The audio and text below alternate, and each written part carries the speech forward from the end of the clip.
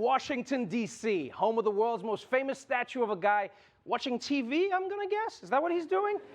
And those days, these days, it's also the home of America's most elite COVID outbreak.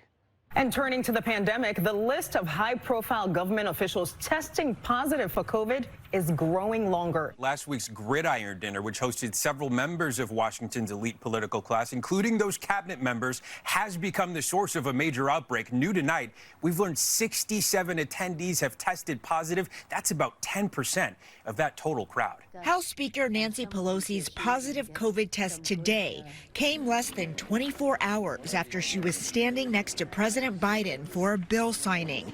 That interaction followed this one on Tuesday when the 82-year-old kissed the president. The White House Communications Director Kate Bedingfield also said that it is conceivable, possible that President Biden will ultimately test positive for COVID. But I do think it's important to note that, it is possible he will test positive for COVID at some point. The president is certainly living his life.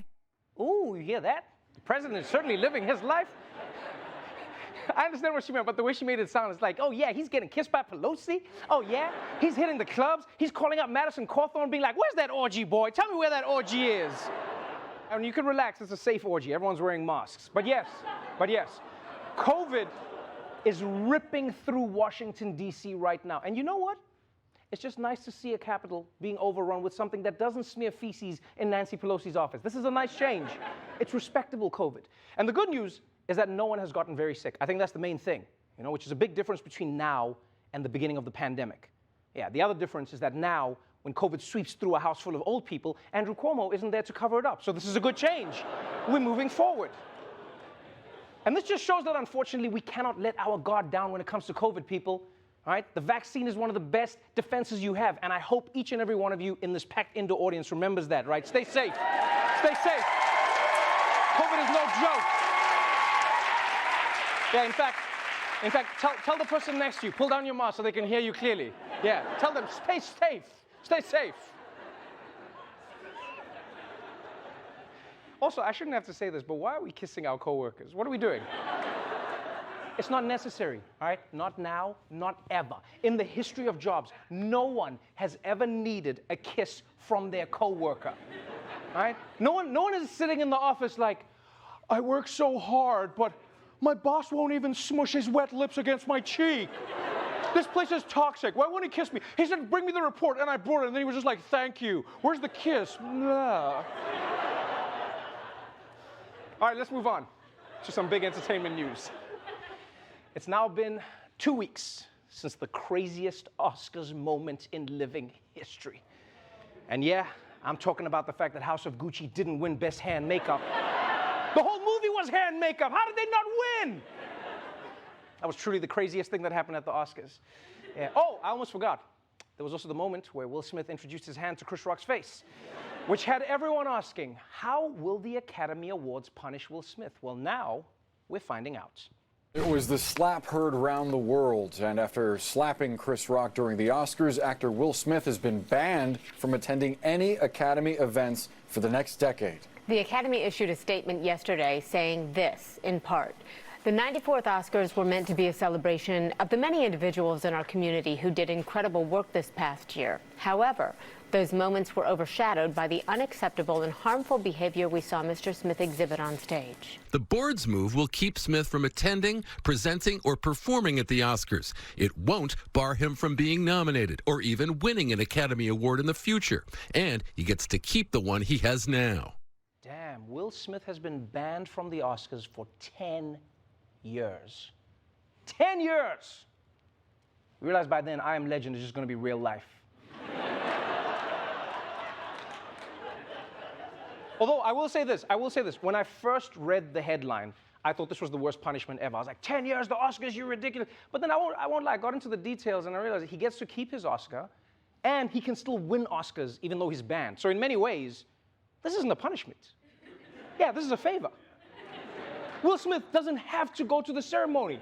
Yeah, he doesn't have to get dressed up. He doesn't have to sit through a bunch of boring awards that he doesn't care about. Oh, best punctuation in a digital recycled film. Kill me! He doesn't have to pretend to be happy when he loses. I wish I could get banned from the Emmys. I wish. Every year I have to go and act like I might beat John Oliver. It's a nightmare. Oh, put on my hopeful face. Oh, it could be me. It's not going to be me. It's not going to be any of us. It's going to be John Oliver.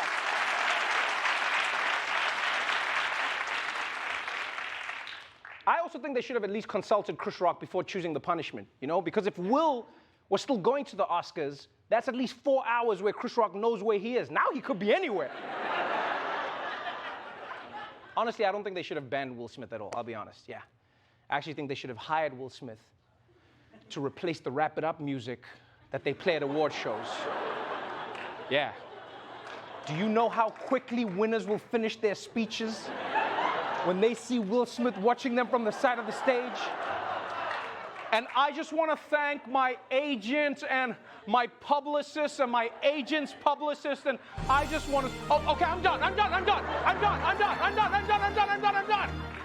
The main thing is we can finally move on and stop talking about the slap, all right? It's done now. The punishment's doled out. The man made a mistake. We move on. Let's move on. And now we can get back to talking about the story that the slap pushed off the front page, the war in Ukraine. Yeah, so let's move on and talk about that. As Russian troops retreat from the areas around Kiev and other locations in western Ukraine, it now appears that Putin will be focusing on trying to take over just the eastern regions directly on Russia's border. All right? And so in the latest show of support for Ukraine, British Prime Minister Boris Johnson met with Ukrainian President Volodymyr Zelensky on the streets of war-torn Ukraine. Yeah, look at that. That's them in Kiev. And you know, it's crazy that even though he's wearing a full suit, Boris is somehow the one who looks like he's been kept up at night by Russian bombs. She's like, oh, another one. But while the rest of the world is focused on the Ukrainian victims of Putin's war, many Russian Instagram influencers, well, they feel like they're the real victims of what's happening in Ukraine. Over 600 companies have withdrawn their businesses from Russia so far, some, like Chanel, even refusing to sell products to Russians abroad unless they confirm they won't use those products in Russia. Enraged Russian influencers posted videos showing them cutting up their Chanel bags in protest. I have to say, if Chanel House does not respect their clients, why do we have to respect Chanel House?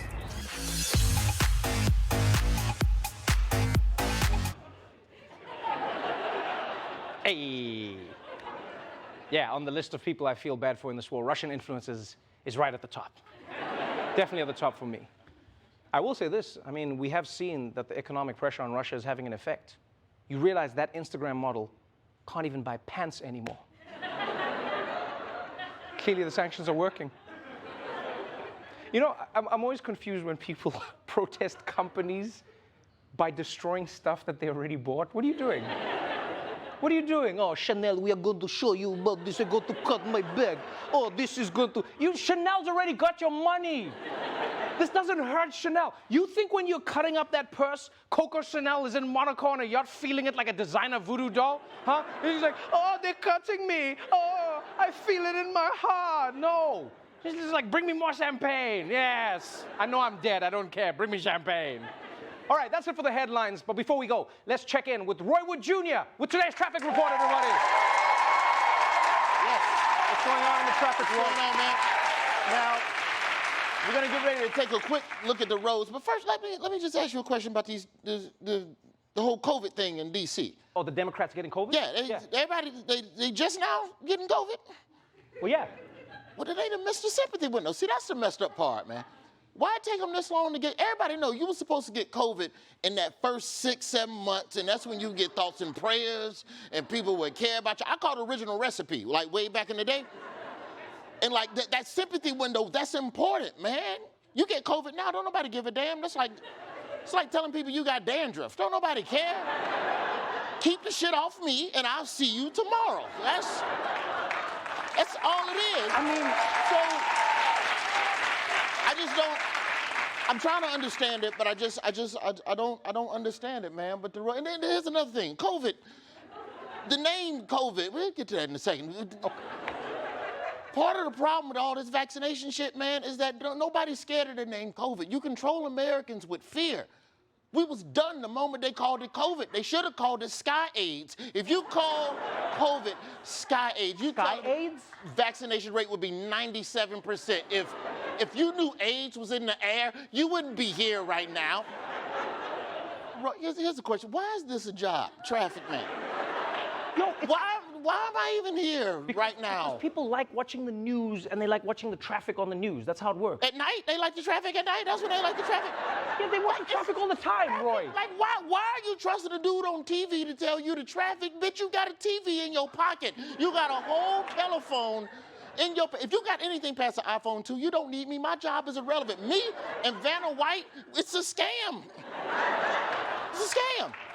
This job is a scam, but if you want to keep just tell us what the traffic is, Roy. Hey, I'm trying to make a news show here, Roy. I just don't know. If you want better traffic, stay at home. You're a part of the problem when you leave your house. You got the green.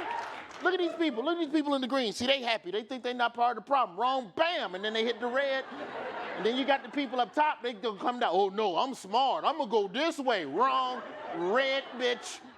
And I still feel sorry for the people right there in the center. But you know what? I feel sorry for the people stuck in traffic more than I do anybody who finally catching COVID 2.5 years into it.